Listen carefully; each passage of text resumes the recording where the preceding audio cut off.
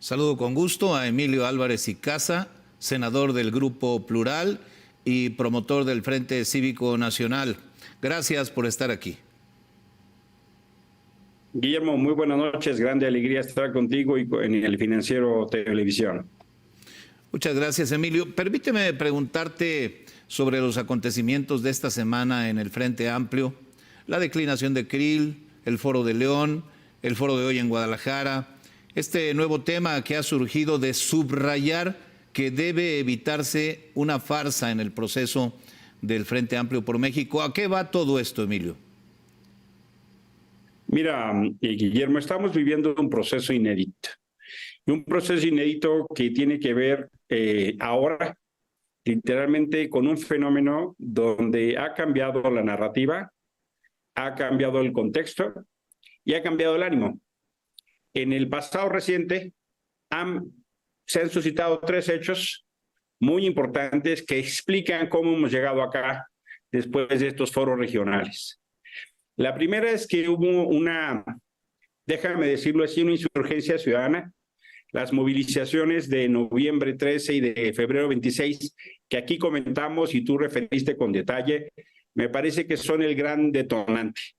De ahí se ha construido este concepto que hoy llamamos marea rosa, para explicar ese gran fenómeno que da caudal a la defensa de la democracia, pero también que manifiesta un Estado ciudadano de gente dispuesta a defender libertades y derechos. Luego se dio también un hecho inusitado, que fue la construcción de un método que permitiera la convergencia de partidos políticos de oposición con una gran alianza con la sociedad civil y sus organizaciones. Y uno tercero es que se dio la posibilidad por ese método de la participación de liderazgos como los de Xóchitl Gálvez y algunos otros. Esto permite entonces un momento que es una situación que sí ha cambiado el ánimo, hay una competencia democrática, hay una discusión que genera ánimo para enfrentar al autoritarismo que emana desde Palacio Nacional y sus expresiones no solo en gobiernos, sino en la política. Y eso es muy importante, Guillermo. Es muy importante porque el contraste va a ser notable. Mientras en Morena será una encuesta quien decida, aunque ya sabemos todos que el presidente será quien decida y que muy probablemente la noche antes de las encuestas referidas en un sobrecito meta el nombre de Claudia Sheinbaum y al día siguiente lo abra y con grande sorpresa diga, ¡ay, es Claudia! Porque ya sabemos que eso va a pasar. Acá hay competencia, hay incertidumbre, pero sobre todo va a ser la gente la que decida. Y fíjate, es bien interesante cómo el presidente López Obrador, investido en su traje de jefe de campaña, quiere que se elija a los ministros de la Suprema Corte, quiere que se elija a los consejeros del INE, a los comisionados del INAI, quiere que todo sea por elección, menos la candidata o candidato de su partido. Qué cosa, ¿no?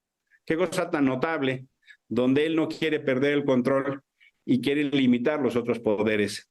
Por eso el contraste es tan interesante y por eso ahora que de este ejercicio donde empezaron 33 personas a aspirar a la coordinación del Frente Amplio por México, luego quedaron 13, luego quedaron 7, luego quedaron 5, luego finalmente 4 y ahora ya tenemos solo a dos mujeres, las dos de una extraordinaria capacidad, nos lleva entonces a un proceso inédito.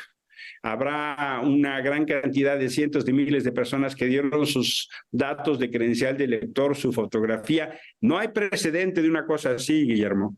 Y me parece eso entonces que da un horizonte de esperanza porque parece entonces la posibilidad, el hecho y la significación de enfrentar con potencia al aparato de Estado que viene hoy encabezado por Morena. Senador Emilio Álvarez y Casa, ¿cómo esperas que concluya el proceso del Frente Amplio que vive sus últimos días antes de la decisión final, en medio de las presiones naturales e inevitables en un escenario político?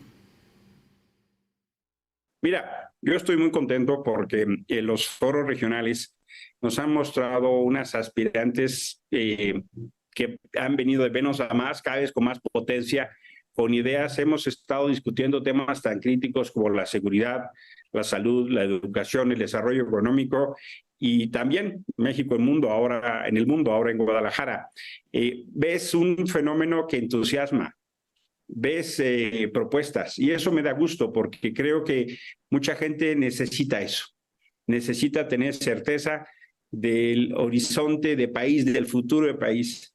Y la verdad de las cosas es que pienso que este proceso no tiene su mayor dificultad el 3 de septiembre. El 3 de septiembre, cuando se elija a la persona que coordine los trabajos de Frente Amplio por México, será una etapa. Pero lo más difícil viene después. Por lo tanto, yo invito a dos reflexiones. La primera, debemos tener absolutamente claro que esto es un proceso de alianza de partidos políticos y sociedad civil. Los partidos no pueden sin la sociedad, pero la sociedad tampoco puede sin los partidos. Eso va a requerir sabiduría para entender cuál es el momento del país, humildad para entender que no podemos solos, y generosidad para pensar que tal vez no es la persona que a ti más te agrade, pero que sí podamos juntas y juntos detonar un proceso para tener la mejor candidatura posible con la mayor unidad posible. Ya vendrán los tiempos para eso.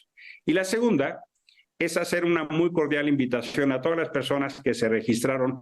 Yo estimo que van a ser finalmente más de 2 millones de personas en los registros de Frente Amplio por México a que participen el 3 de septiembre. Es muy importante porque es la opinión de la gente la que va a decidir quién encauce los trabajos en el Frente Amplio por México, Guillermo. Déjame preguntarte algo de manera directa, Emilio. ¿Hay riesgo de fragmentación en el Frente Amplio? ¿Adviertes algo así?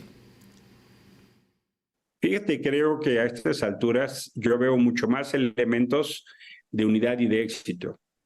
Este fenómeno ha sido interesante porque hay quienes ponen su reserva en el PRI, pero yo les pido que no pierdan de horizonte que el PRI estuvo en la alianza del 21, estuvo en la alianza del 22, estuvo en la alianza del 23, y yo tengo la certeza que estará en la alianza del 24. Me parece que tenemos que verlo desde esa óptica. También me parece que los esfuerzos que han hecho el PAN y el PRD para tratar de lograr la mayor unidad posible son fundamentales. Pero el Frente Amplio por México no es solo los partidos. La sociedad civil está llamada también a detonar de una manera muy importante el fenómeno de recuperar la democracia. Déjame decirlo así, yo no lo pienso exagerado, de salvar al México que nos ilusiona y nos emociona y nos inspira, porque los dilemas que tenemos en inseguridad, en salud, en educación y en economía, solo por poner esos 4 temas, son mayores. Hemos visto una devastación del país, hemos visto unos temas de violencia y de corrupción escandalosos, y todavía pretenden dar clases de ética. Eso me parece la verdad del exceso. Por eso pienso que la unidad tendrá, sí, pues como resultado final, un gran mensaje. Sí, por supuesto, organizar un proceso de esta naturaleza, Guillermo, ha tenido sus desafíos. Yo creo que si hace 3 meses hubiéramos platicado, probablemente no hubiéramos tenido el horizonte de esto. Pero el método de consultar a la gente parece que va acomodando las cosas. Tendremos el dilema de montar este ejercicio el 3 de septiembre.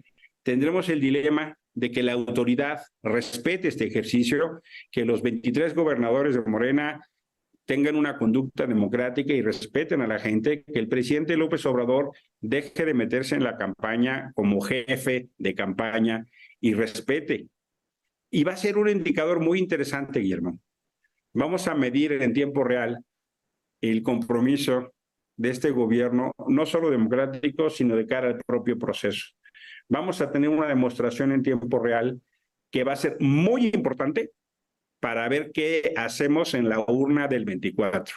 Porque si tenemos un desafío de un gobierno que estorba el ejercicio de libertades y derechos, estoy cierto que mucha gente dejará la duda para apoyar libertades y derechos, porque imagínate qué gobierno es aquel que estorba a que sus ciudadanos puedan hacer este ejercicio. Por ejemplo, es notable que la televisión pública ni siquiera transmita los eventos donde el 40% de mexicanas y mexicanos en el Congreso o el 48% están representados. ¿Tú te imaginas que Morena no hubiera reclamado como oposición que les dieran espacio, como hacía López Obrador? Lo que hoy es notable es como en la televisión pública hay el vacío total, Guillermo. Es bien interesante poner los espejos de lo que reclamaban como oposición y hoy como gobierno hacen, Guillermo. Entiendo que tú, Emilio Álvarez y Casa y muchos más están apostando porque quien gane, sea Beatriz o sea Xóchitl, le levante la mano a la ganadora. ¿Están las condiciones dadas para que así ocurra? Eso es lo que esperamos, que la persona que no sea favorecida por las opiniones ciudadanas le levante la mano a la otra.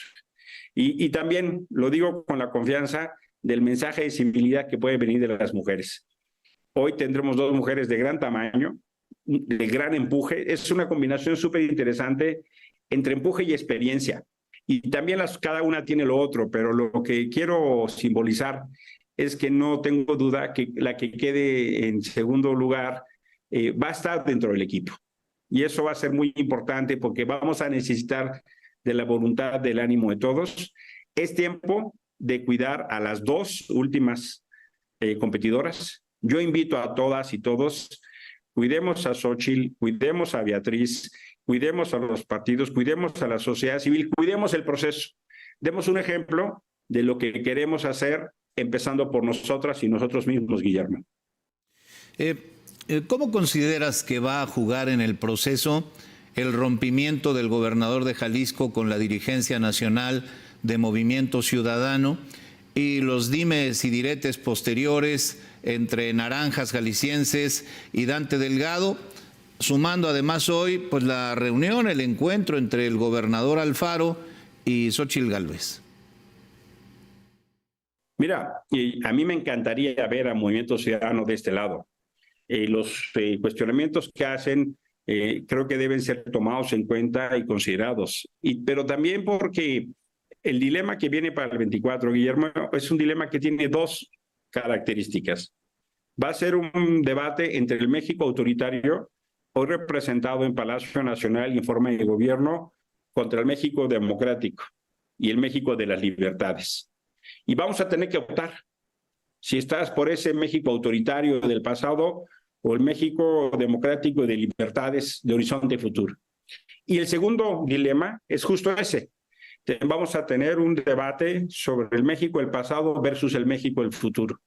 Y me parece entonces que esas coordenadas van a estar claramente, y a mí me gustaría ver también a Movimiento Ciudadano del lado de la defensa de la democracia y del lado de la defensa del futuro, no proyectándose al pasado. El mensaje del gobernador Alfaro, ahora que estuvimos en Guadalajara, pudimos palpar, ¿no? Claramente se ve desde lo local, pero un local que quiere construir en lo nacional. Y yo creo que hay mucha gente, no solo Enrique Alfaro, hay mucha gente que simpatiza con la idea de sumar capacidades y voluntades a un gran proyecto. Yo pienso que PRI, PAN, PRD y los actores que hemos formado Frente Amplio por México tenemos que abrir bien los oídos y sobre todo la mente y el corazón para recibir a MC y a todos los que quieran contribuir a un México de futuro, a que quieran contribuir a un nuevo horizonte de país y superar las etapas tan tristes que estamos viviendo, Guillermo. Senador Emilio Álvarez y Casa, agradezco como siempre tu disposición para platicar con nosotros. Por supuesto, grande alegría, un buen saludo, un buen abrazo. Muchas gracias, Emilio Álvarez y Casa, senador del Grupo Plural.